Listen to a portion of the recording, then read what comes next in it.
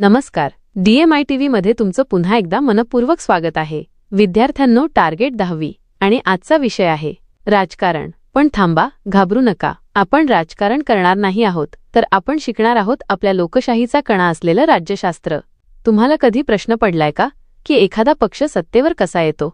काहींची निशाणी कमळ, तर काहींचा हात का असतो? आणि या पक्षांमुळे सामान्य माणसाचं आयुष्य कसं बदलतं? आजचा हा व्हिडिओ 10वीच्या प्रत्येक विद्यार्थ्यासाठी गेम चेंजर ठरणार आहे. कारण आज आपण धडा क्रमांक 3 राजकीय पक्ष अशा प्रकारे समजून घेणार आहोत की तुम्हाला पुस्तक उघडायचीही गरज पडणार नाही.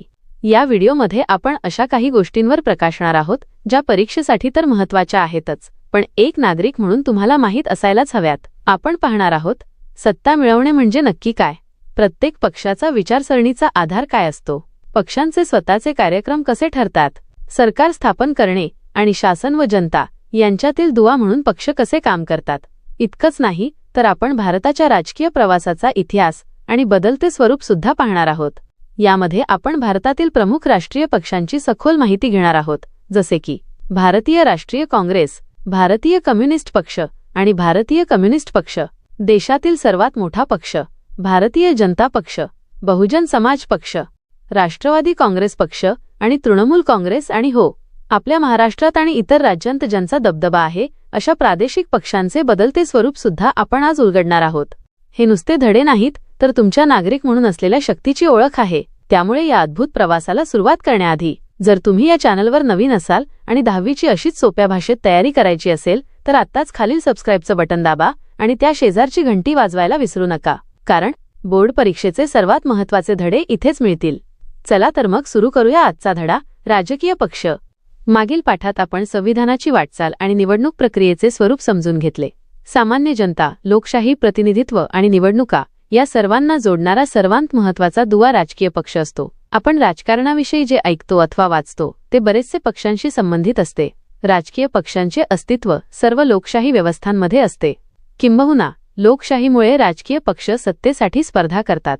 प्रस्तुत पाठात आपण भारतातल्या राजकीय पक्ष पद्धतीची ओळख करून घेणार आहोत. तुमच्या शाळेत आणि परिसरात तुम्ही अनेक गट, संस्था अथवा संघटना कोणत्या तरी कामाचा पाठपुरावा करताना पाहिले असतील. सार्वजनिक प्रश्न सोडवण्यासाठी एखादी संघटनाही पुढाकार घेते. विविध चळवळींच्या आंदोलनाविषयीही तुम्ही वाचता. याचा अर्थ असा की समाजात ज्या प्रकारे गट, संस्था, चळवळी सक्रिय असतात त्याच प्रकारे राजकीय पक्षही निवडणुका लढवण्यात पुढाकार घेताना दिसतात. समाजातील अन्य संस्था, संघटना व राजकीय पक्ष यांच्यात फरक आहे. राजकीय पक्ष एक प्रकारे सामाजिक संघटनाच असतात, परंतु त्यांची उद्दिष्टे व कार्यपद्धती मात्र वेगळी असते.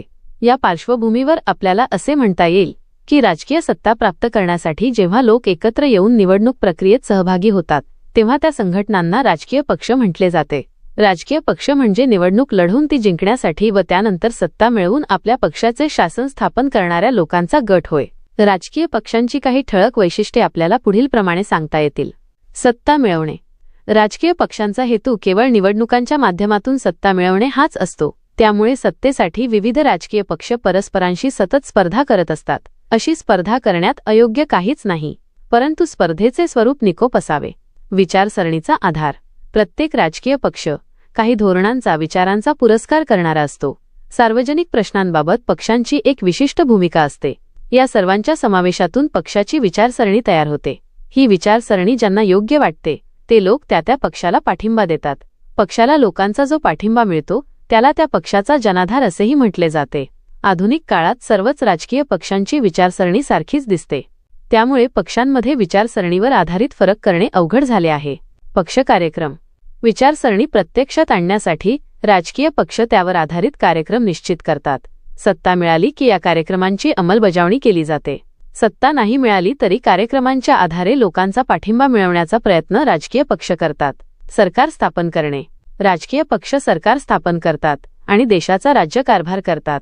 अर्थात हे कार्य निवडणुकीत बहुमत मिळवणाऱ्या पक्षाचे असते. ज्या पक्षांना बहुमत मिळत नाही ते विरोधी पक्ष म्हणून कार्य करतात. शासन व जनता यांच्यातील दुवा. राजकीय पक्ष शासन आणि जनता यांच्यातील दुवा म्हणून काम करतात. जनतेच्या मागण्या आणि गाऱ्हाणी शासनापर्यंत पोहोचवण्याचे कार्य राजकीय पक्ष करतात, तर शासन पक्षांमार्फत आपल्या धोरण कार्यक्रमांना पाठिंबा मिळवण्याचा प्रयत्न करते. वर्तमानपत्रांतील या बातम्यांतून तुम्हाला काय समजले ते थोडक्यात सांगा. सत्ताधारी पक्षाच्या विरोधात सर्व विरोधी पक्षांची मुंबईत बैठक झाली. शेतकऱ्यांचे प्रश्न हाती घेणार सत्ताधारी पक्षाने ग्रामीण भागात संवाद यात्रांचे आयोजन केले. समजा तुम्ही विरोधी पक्षनेते आहात आणि आरोग्य क्षेत्रात सरकारने चांगली कामगिरी केली नाही हे तुमच्या पक्षाच्या नजरेत आले आहे. विरोधी पक्षनेता म्हणून तुम्ही काय कराल? विचार करा व लिहा. महात्मा गांधी, विनोबा भावे आणि जयप्रकाश नारायण यांनी पक्षविरहित लोकशाहीची कल्पना मांडली. आधुनिक काळात अशी लोकशाही आणायची असेल तर काय करावे लागेल? भारतातील पक्षपद्धतीचे बदलते स्वरूप. 1. स्वातंत्र्योत्तर काळात काँग्रेस हा एक प्रबळ पक्ष होता. काही अपवाद वगळता केंद्र व राज्य पातळीवर या पक्षाला बहुमत होते. भारतातील राजकारणावर या पक्षाची पकड होती. म्हणून या काळातील पक्षपद्धतीचे वर्णन एक प्रबळ पक्षपद्धती असे केले जाते. 2. एक प्रबळ पक्षपद्धतीला 1977 मध्ये आव्हान दिले गेले. हे आव्हान काँग्रेसेतर पक्षांनी एकत्र येऊन दिले. 3. 1989च्या लोकसभा निवडणुकांनंतर राजकारणात एकाच पक्षाचे वर्चस्व असणे ही बाब संपुष्टात आली. त्यानंतरच्या काळात अनेक पक्षांनी एकत्र येऊन आघाडीचे शासन स्थापन करण्यास सुरुवात केली. आघाडी सरकार स्थापन करण्याचे प्रयोग भारतीय जनता पक्ष व काँग्रेस या दोन्ही पक्षांनी केले. आघाडी शासनातून अस्थिरता निर्माण होते हा समज आपल्या देशातील पक्षपद्धतीने खोटा ठरवला. आघाडीचे शासन ही बाब आता भारताच्या राजकीय व्यवस्थेत स्थिरावली आहे. माहीत आहे का तुम्हाला, एकाच राजकीय पक्षाच्या हाती सत्ता दीर्घकाळ असल्यास व अन्य कोणतेच पक्ष राजकारणात प्रभावी नसल्यास त्या पक्षपद्धतीला एक पक्षपद्धती असे म्हणतात. राजकारणात 2 राजकीय पक्ष प्रभावी असतात आणि आलटून पालटून या 2 राजकीय पक्षांच्या हाती सत्ता जाते तेव्हा ती शासन पद्धती द्विपक्ष पद्धती होय. अनेक राजकीय पक्ष सत्तेच्या स्पर्धेत असतात आणि सर्वांचा कमी अधिक प्रमाणात राजकीय प्रभाव असतो. अशी पद्धती बहुपक्ष पद्धती म्हणून ओळखली जाते. करून पहा. राजकीय पक्षांच्या प्रमुख 2 आघाड्या येथे दिल्या आहेत. त्यांतील घटक पक्ष शोधा व त्यांची नावे लिहा. 1. राष्ट्रीय लोकशाही आघाडी NDA. 2. संयुक्त पुरोगामी आघाडी UPA. हेही जाणून घ्या. राष्ट्रीय पक्ष आणि प्रादेशिक पक्ष कोणाला म्हणतात? राष्ट्रीय पक्ष म्हणून मान्यता मिळण्यासाठी निवडणूक आयोगाने स्पष्ट केलेल्या पुढील निकषांची पूर्तता व्हावी लागते. 4 किंवा अधिक राज्यांमध्ये लोकसभा किंवा विधानसभेच्या मागील निवडणुकीत किमान 6% वैध मते मिळवणे आवश्यक असते. तसेच मागील निवडणुकीत कोणत्याही राज्यातून अथवा राज्यांमधून किमान 4 सदस्य लोकसभेवर निवडून आले पाहिजेत. किंवा एकूण लोकसभा मतदारसंघाच्या किमान 2% मतदारसंघांमधून तसेच किमान 3 राज्यांमधून उमेदवार निवडून येणे आवश्यक असते. प्रादेशिक किंवा राज्य पातळीवरील पक्ष म्हणून मान्यता मिळवण्यासाठी निवडणूक आयोगाने पुढील निकष स्पष्ट केले आहेत. लोकसभा किंवा विधानसभेच्या मागील निवडणुकीत किमान 6% मते मिळवणे आणि किमान 2 सदस्य विधानसभेवर निवडून येणे आवश्यक असते. किंवा विधानसभेच्या एकूण सदस्य संख्येच्या किमान 3% जागा किंवा किमान 3 जागा प्राप्त करणे आवश्यक आहे. भारतातील काही प्रमुख राजकीय पक्षांची आपण ओळख करून घेऊ.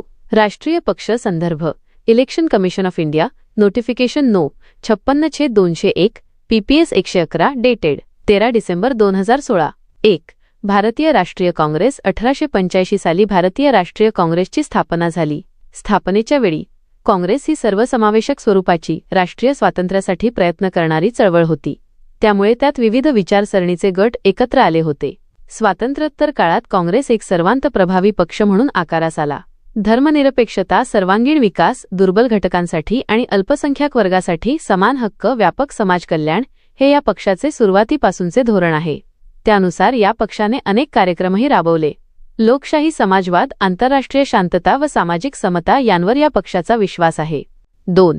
भारतीय कम्युनिस्ट पक्ष मार्क्सवादी विचारसरणीवर आधारलेल्या या पक्षाची स्थापना 1925 साली झाली.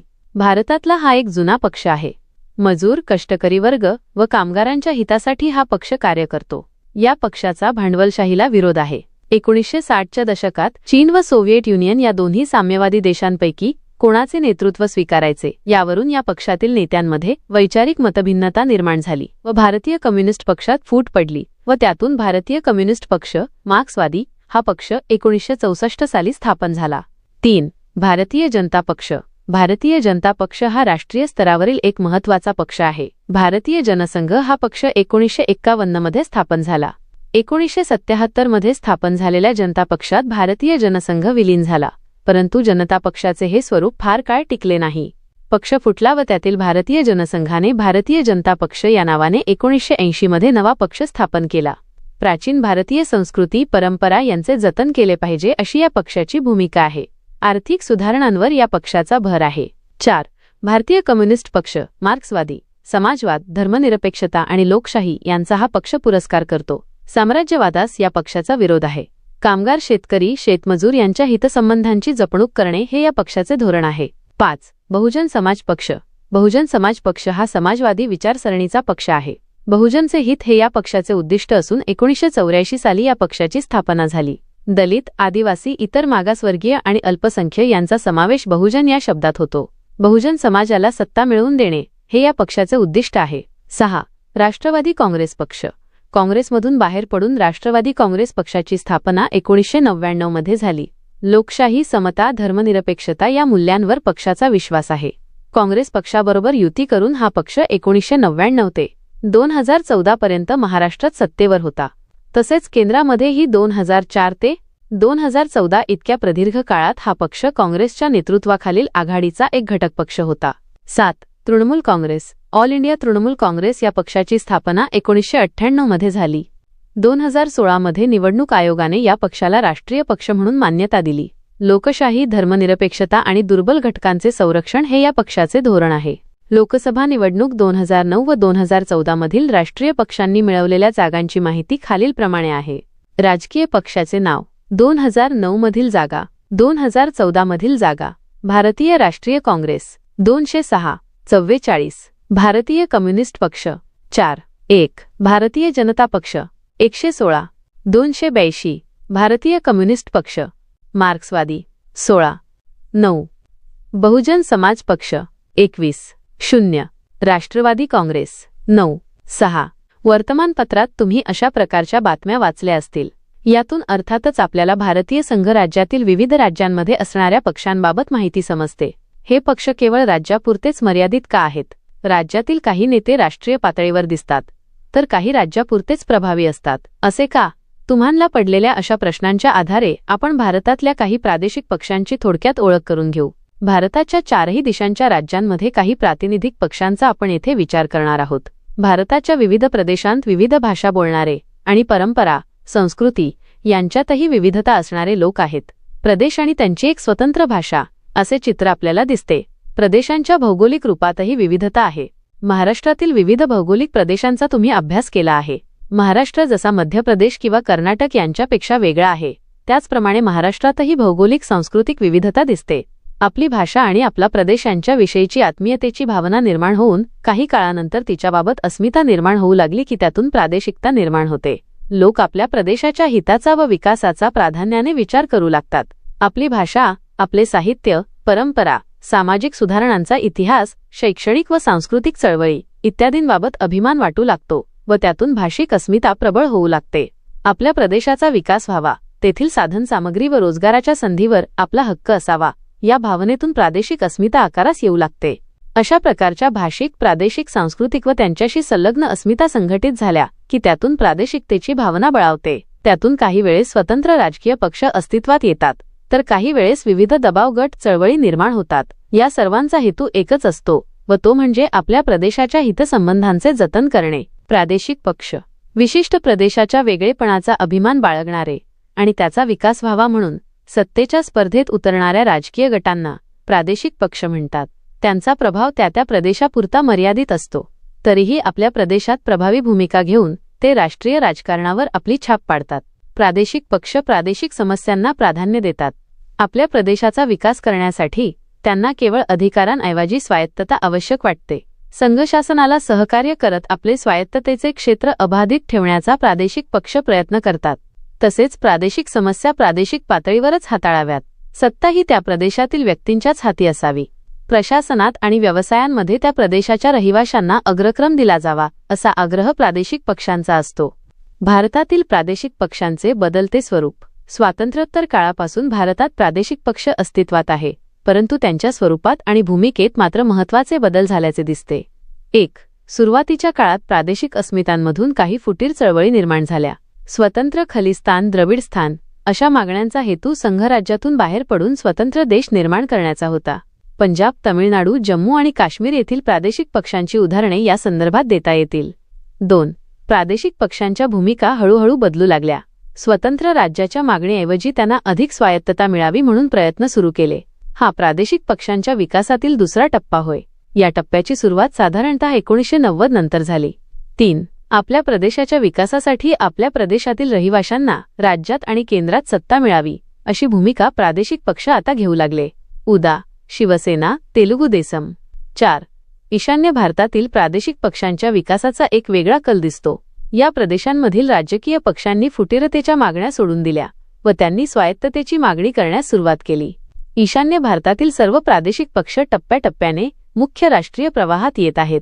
थोडक्यात सांगायचे झाल्यास भारतातील प्रादेशिक पक्षांचा प्रवास फुटीरता, स्वायत्तता आणि मुख्य राष्ट्रीय प्रवाहात सामील होणे अशा टप्प्यांमधून झाला आहे. तसेच राष्ट्रीय राजकारणातही त्यांचा प्रभाव वाढला असून आघाडीचे शासन हा त्याचा एक परिणाम आहे. भारतात अनेक प्रादेशिक पक्ष आहेत. सर्व पक्षांची माहिती येथे घेणे शक्य नाही. म्हणूनच आपण भारताच्या पूर्व, पश्चिम, दक्षिण आणि उत्तर अशा क्षेत्रांमधील काही प्रातिनिधिक पक्षांची ओळख करून घेणार आहोत. काही प्रमुख प्रादेशिक पक्ष पुढीलप्रमाणे. शिवसेना. 1. महाराष्ट्रातील प्रमुख राजकीय पक्ष. 1966 मध्ये स्थापना. 2. मराठी माणसांच्या हक्कांची जपणूक. मराठी भाषेचे संवर्धन. परप्रांतीयांना विरोध. 3. 1995 मध्ये भारतीय जनता पक्षाशी युती करून शिवसेना हा पक्ष सर्वप्रथम महाराष्ट्रात सत्तेवर आला.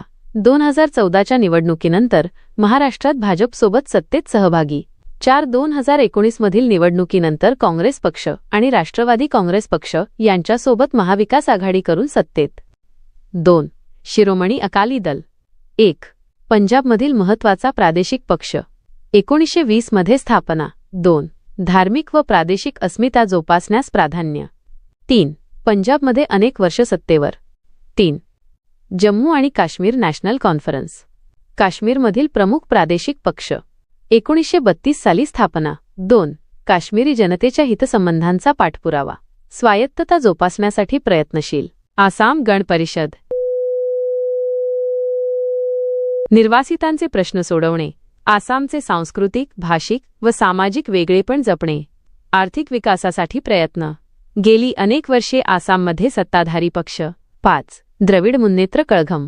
1920 मधल्या जस्टिस पार्टी या ब्राह्मणेतर चळवळीचे रूपांतर द्रविड मुन्नेत्र कळघम या राजकीय पक्षात झाले. 1944 मध्ये जस्टिस पार्टी द्रविड कळघम म्हणून ओळखली जाऊ लागली.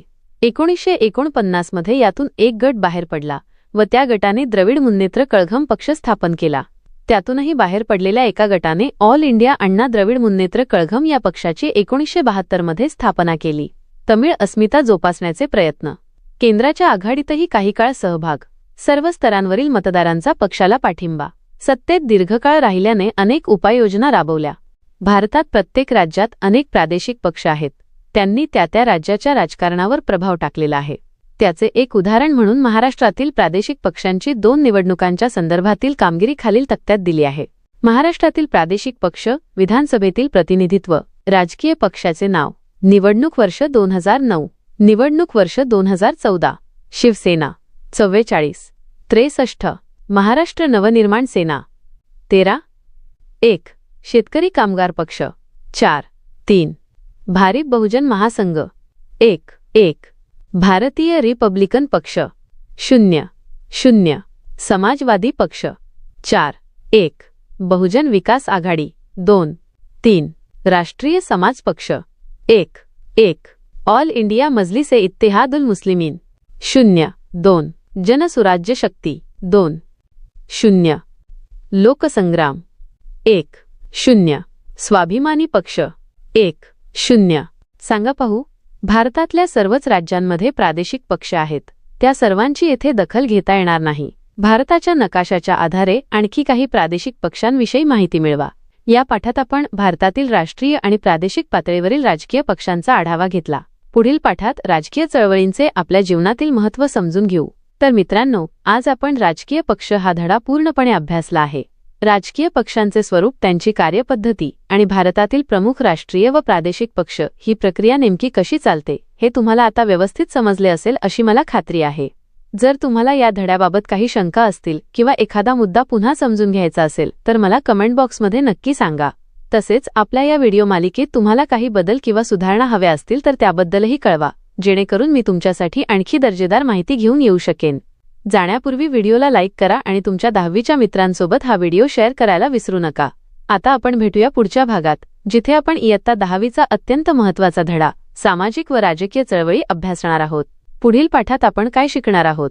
थोडक्यात पुढच्या व्हिडिओमध्ये आपण पाहणार आहोत की लोकशाही चळवळींना इतके महत्त्व का असते. भारतातील महत्त्वाच्या चळवळी जसे की शेतकरी चळवळ, कामगार चळवळ, आदिवासी चळवळ आणि स्त्री चळवळ, पर्यावरण रक्षण आणि ग्राहक चळवळींचा आपल्या जीवनावर होणारा परिणाम. तर मग भेटूया पुढच्या पाठात. तोपर्यंत मन लावून अभ्यास करत रहा आणि पाहत रहा आमचे चॅनल. धन्यवाद.